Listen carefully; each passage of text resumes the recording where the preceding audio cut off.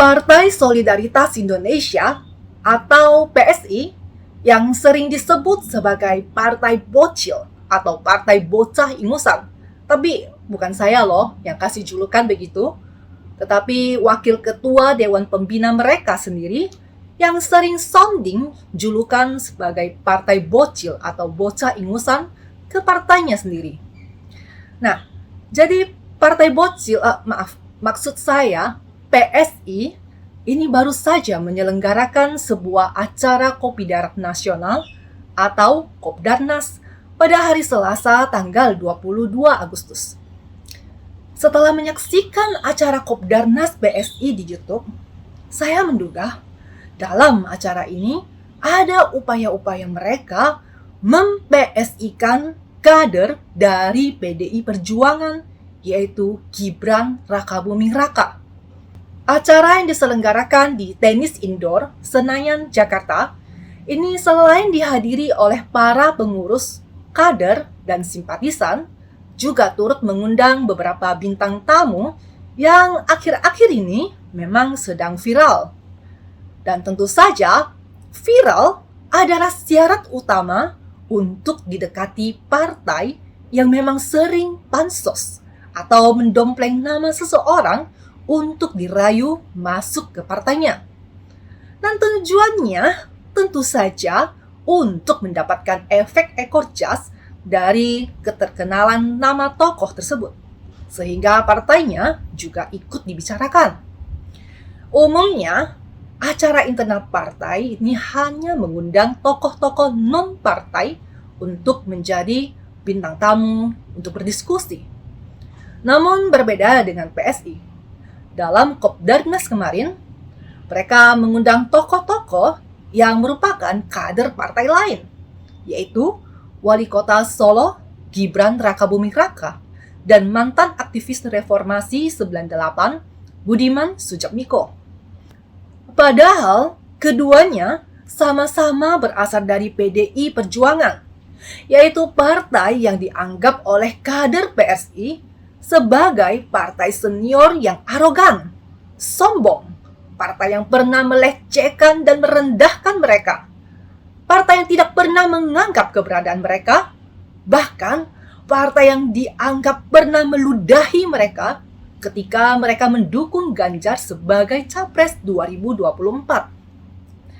Selain Mas Wali dan Budiman, PSI juga mengundang putri dari Gus Dur, Yeni Wahid, dan Direktur Parameter Politik Indonesia, Adi Praitno. Ada beberapa momen yang menjadi sorotan publik dalam acara Kopdarnas yang diselenggarakan oleh Partai Bocil, maksud saya PSI. Ini gara-gara kader PSI sendiri sering menyebut mereka sebagai Partai Bocil, jadi lama-lama saya jadi ikut terpengaruh. Jadi mohon maaf ya. Ada satu momen ketika Wakil Ketua Dewan Pembina PSI, yaitu Grace Natali, memperkenalkan tamu undangannya, Gibran. Grace memuja-muji Gibran sebagai sosok pemimpin muda masa depan yang diharapkan. Sebagai wali kota, Gibran berhasil menjadikan Solo sebagai kota yang keren dengan berbagai pertunjukan seni, kota modern, dan mampu melayani kebutuhan masyarakatnya. Puja-puji seperti ini, menurutku, masih dalam batas kewajaran. Karena sebagai tuan rumah, Grace memuji dan menyanjung tamunya adalah hal biasa. Akan tetapi, ini malah menunjukkan kalau PSI belum ada kader yang layak untuk dibanggakan. Sehingga mereka harus mengundang kader partai lain untuk dijadikan sebagai kiblat atau sebagai contoh sukses untuk para kader-kader lainnya. Apakah ini adalah bentuk kegagalan kaderisasi sebuah partai? Karena tidak ada tokoh partainya yang bisa dibanggakan. Grace kembali memuji Gibran sebagai pemimpin yang berkomitmen kuat pada persatuan dan penghormatan terhadap keberagaman yang diwujudkan dengan keberanian Gibran mencabut segel atas rumah ibadah. Grace kemudian bertanya kepada semua yang hadir di sana, Seperti ini kutipannya. Setuju gak kalau saya bilang Mas Gibran ini PSI banget gitu loh? Nah, mari kita saksikan videonya berikut.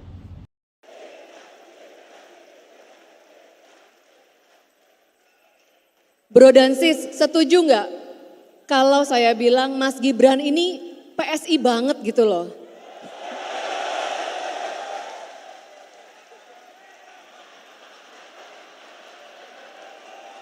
Nah, ini adalah momen yang menurutku agak keterlaluan dan kurang etis. Gibran adalah kader PDI Perjuangan yang dianggap kurang akur dengan PSI, tetapi Grace malah menyebut Gibran itu PSI banget. Mendengar itu, Gibran pun tampak kaget dan panik saat Grace menyebut dirinya sangat PSI. Gibran langsung melambaikan tangan sebagai tanda tak setuju disebut sangat PSI. Bahkan Gibran menunjukkan gestur salam metal khas simbol banteng PDI Perjuangan. Terlihat jelas Gibran merasa tak nyaman dengan perlakuan PSI terhadap dirinya di acara tersebut. Jilat Gibran, akan tetapi memusuhi partainya Gibran, yaitu PDI Perjuangan. Apakah karena Gibran adalah putra dari Presiden Jokowi yang memiliki pencapaian 82% tingkat kepuasan masyarakat, sehingga partai ini memanfaatkan nama putra Jokowi? Atau ini adalah cara mengadu domba Gibran dengan partainya, dengan tujuan memecah belah mereka? Mungkin karena saat ini PSI sudah dekat dengan capres dari Gerindra, sehingga PSI belajar banyak dari sana bagaimana seni memecah belah partai, seperti yang dilakukan oleh Prabowo pada Budiman Sujatmiko. Tak sampai di sini, PSI mengkapitalisasi kehadiran Gibran di acara Kopdarnas mereka. Ketika selesai acara talk show, Gibran berjalan ke tepi panggung untuk menyapa para kader PSI yang hendak bersalaman dan bersuah foto dengan dirinya. Tiba-tiba, ada seorang pria berbaju merah yang saya duga mungkin adalah kader PSI, berlarian sambil membawa jaket merah PSI. Mula-mula orang itu menghampiri Helmi Yahya yang menjadi host. Lalu ia berlari menuju Gibran dan hendak memakaikan jaket PSI itu ke Gibran.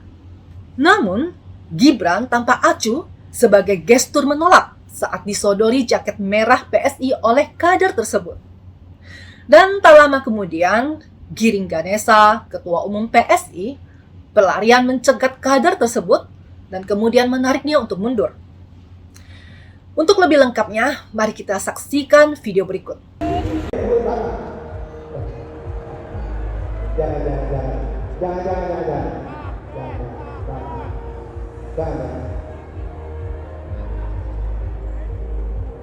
Nah, lihat saja ulah kader PSI yang menurutku sangat tidak beretika. Ketika memaksakan orang di luar partainya untuk mengenakan jaket atau seragam PSI.